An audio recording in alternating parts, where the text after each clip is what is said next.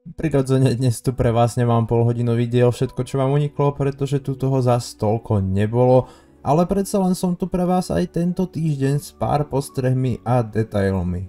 Začneme najskôr novými postavami, ktoré budú neskôr relevantné v príbehu. Napríklad sme sa dozvedeli viac o probléme, ktorý má Hugh Hammer, o ktorom som už sa bavil minule.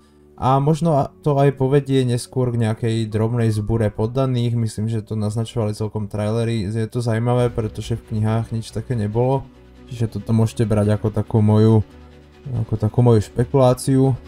Ale ono by to dávalo nejak zmysel po tom, čo Aegon obesil chytačov Kreese. Keď už sa bavíme inak o tej scéne, je tam aj ďalšia nová postava, ktorú by čitateľ knihy v Kráľovom prístavisku taktiež moc nečakal. A to je Ulf, alebo pre niektorých aj Ulf Pian, alebo Ulf Ožran a tak ďalej, on má viac takýchto mien. A ja som to opäť zistil až vďaka Behind the Scenes, kde bol napísaný ako Ulf a je že aha, to je celkom cool. Aby som dropol niečo nové, tak tuto Ulf a Hugh majú akúsi spoločnú vec, ktorú budú musieť skôr či neskôr vybaviť a očakávam to nejako v 5. 6. epizóde. Teraz sa pýtate, čo má spoločné random ožratý týpek a kováč? No, povedzme zatiaľ, že rodinné zázemie. Dajme tomu napríklad. A aby sme pokračovali v trende nových postav, tak sme sa zoznámili aj s Adamom z Halu, ktorého som vám minule spomínal. A ten spozoroval na obzore draka, ktorým je drak Seasmoke, teda drak, na ktorom jazdil Lenor Velaryon napríklad počas bitiek o Stepstone z minulej sérii.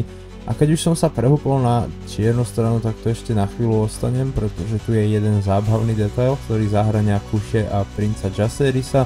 Povedzme to asi tak, že o pár epizód nebude mať Kuše moc rád a je veľmi vtipné, že je to práve Baela, ktorá na neho mierí Kušou, ktorú na budúce už snáď uvidíme jazdiť na jej drakovi Moondancerovi, ktorého sme ešte nevideli, mám pocit. Baela tu ale spomína, že Harvina volali Kostilam, čo moc v seriále nevydáte, ale ľudia ho tak volali, pretože bol, aspoň teda v knihe, veľmi vysoký, neuveriteľne silný, asi až tak, že vám dokázal bez problémov zlámať kosti pre toto meno. A práve tieto vlastnosti v podstate Rhaenyru v knihách zviedli priamo k nemu do postele. Ona bola strašne fascinovaná ním a údajne hrozne akože snívala furt o ňom. Poďme ale naspäť k zeleným predtým, než sa vrátim na dračí kameň k finálnemu momentu epizódy. Máme tu hneď niekoľko vecí, napríklad... Toto je pre chlapca.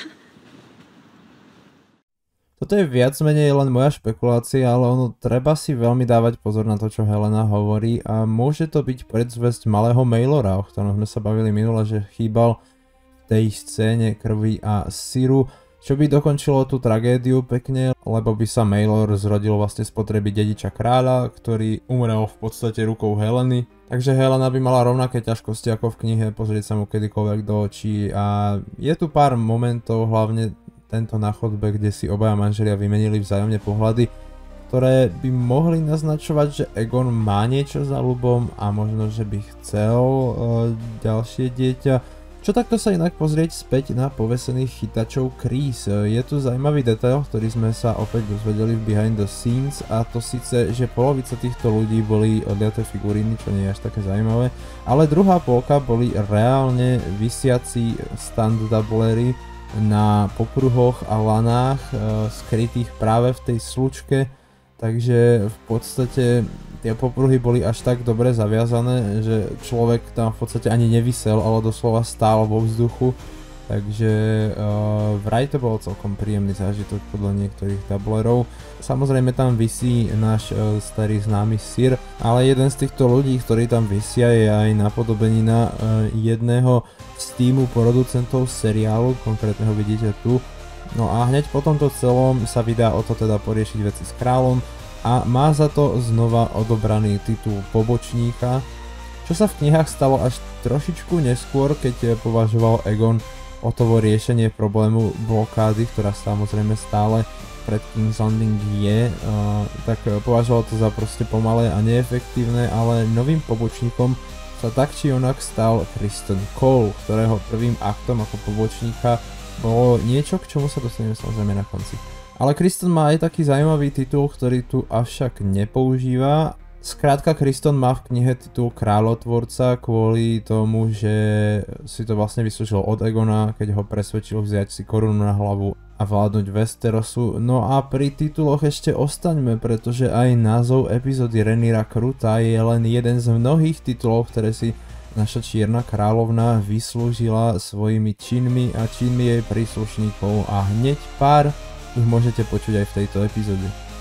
Tá kurva. Kurvu kráľovnú bastardov! Namyslenú! Piču z račieho kameňa! Kurva! Hej, ktorá sa uchádza o náš trón! Kráľovrahyňa, hanovičelka, nevinný, Rhaenyry, Krutej! Preklínam Rhaenyru do monštrum! Nemusíte sa báť, počas najbližších epizód sérií ich bude ešte o dosť viac. Ešte by som sa možno vrátil aj k pohrebu, ktorý teda možno skôr k pohrebnej púti Jaehaerysa, kde môžeme vidieť, že je teda Jaehaerys zošitý a čo je zaujímavé, tak celkom dosť nešetrili na ňom, pretože pri bližšom zobrazení, by the way, aby ste sa nejako nelakali, je to celé spravené z nejakej modeliny, takže nemusíte sa báť, nie je to reálny Jaehaerys. Ale čo som chcel tak nejak naznačiť je, že nielenže spravili akože perfektnú prácu, čo sa toho tela týka, že ho vyrobili naozaj akože vierohodne, si myslím, tak jeho hlava je zašitá takou veľmi zaujímavou niťou, pretože je proste zo zlata, čo je trošku zvláštne, lebo zlato nie je zrovna poddajná vec, ale možno, že je to nejaká pozlatená niť, ale chcel som to dať na vedomie, že aj takýto detail sa tu skrýva, že skrátka niekedy majú kráľovskí princovia zošité hlavy zlatom. A teraz, keď máme toto celé za sebou, dostaňme sa k tomu veľmi zaujímavému momentu z kníh. Áno, rozprávam samozrejme o legendárnom súboji dvojčiek Arryka a Erica. A síce motivácia bola v knihe trošičku iná, a to síce zabiť Jacerisa a Joffreyho. A ani k jednému proste prirodzene nedošlo, ani v knihe, ani v seriáli, a dvaja bratia sa museli stretnúť meč proti meču. Čo si môžete povšimnúť v tom súboji, je, že tvorci si dali silne záležať, aby ste nerozoznali, ktorý brat je ktorý, aby ste po prípade nevideli, ktorý má navrch. A tak každé zranenie, ktoré utrpel jeden brat, neskôr utrpel aj ten druhý. A o tomto strete kolujú vo Westerose doslova legendy, a to ako vojna zmarila životy dvoch bratov, spievajú sa o tom piesne. A títo bratia mali proste k sebe veľmi blízko, boli rozdelení rodinou Targaryenovcov a v tento deň si vraj vyznali bratskú lásku predtým, než tasili meče.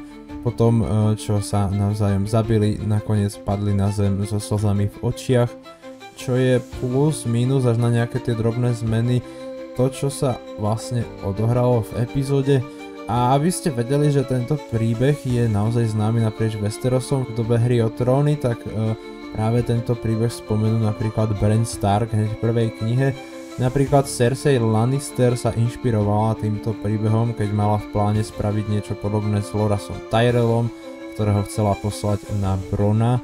Alebo aj Sansa Stark veľmi dobre poznala tento príbeh a utešila tým malého Tomena, keď ho práve Joffrey trošičku zhustil za pár vecí. A taktiež stráže tetušky Olenny Tyrell sa taktiež na počesť týchto legendárnych členov kráľovskej gardy volajú Arryk a Eric. A áno, tetuška Olenna je tá, ktorú môžete poznať z tohto klipu, ktorý som veľmi frekventovane používal a budem používať. No fuj, tie sračky sú cítiť už na 5 míľ. Dokonca sa o nich spieva, čo som už trošku zmienil. Je tam istá pieseň nazvaná S Bohom môj brat, ktorej slová sme ale nikdy nemali tu možnosť počuť alebo čítať, takže zatiaľ dodnes neexistujú a kto vie, možno, že ich časom budeme počuť niekde. Napríklad, keďže sa vraví, že tá pieseň vznikla až zhruba o 100 rokov neskôr, po udalostiach práve, ktoré ukazuje rod draka, možno, že sa tej piesne dočkáme v novom seriáli, ktorý sa už práve točí, a to je Rytier 7 kráľovstiev. No ale to by bolo teda všetko z dnešného videa. Ja dúfam, že ste si užili moje nejaké detaily. Ak máte nejaký svoj detail, určite mi ho napíšte do komentárov, ja sa budem len tešiť. A samozrejme vidíme sa na podcaste. to, kedy bude podcast, samozrejme budete vedieť na komunitnej karte, takže vám veľmi silne odporúčam ju stále sledovať. A samozrejme sú tam aj moje dojmy z epizódy ako takej, takže tak, myslím si, že sa to oplatí tam občas zabehnúť, možno aj napísať nejaký komentár, po prípade otázku na podcast, môžete ju písať samozrejme aj sem pod video, alebo aj tam pod dojmy.